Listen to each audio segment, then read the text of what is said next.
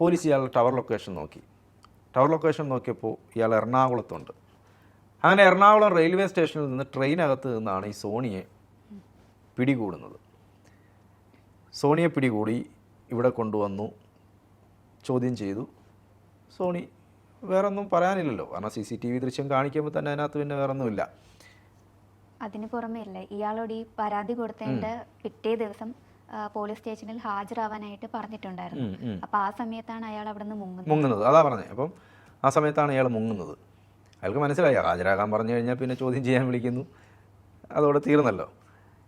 നമ്മൾ മനസ്സിലാക്കേണ്ട ഒരു കാര്യം, ഇപ്പം ഭാര്യയും ഭർത്താവും എന്ന് പറയുന്നത് നമ്മൾ പറഞ്ഞ് നമുക്ക് അവസാനിപ്പിക്കാം.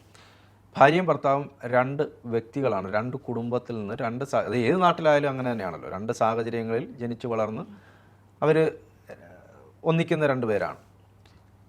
അപ്പോൾ ചില കാരണങ്ങൾ കൊണ്ട് ചിലപ്പോൾ ഭാര്യയ്ക്ക് ഭർത്താവിനോട് യോജിച്ചു പോകാനോ അല്ലെങ്കിൽ ഭർത്താവിന് ഭാര്യയോട് യോജിച്ചു പോകാനോ പറ്റാത്ത കുടുംബങ്ങളുണ്ട്. എല്ലായിടത്തും വളരെ സന്തോഷപ്രദമായി ആനന്ദകരമായിട്ടുള്ള ദാമ്പത്യ ജീവിതമൊന്നുമില്ല.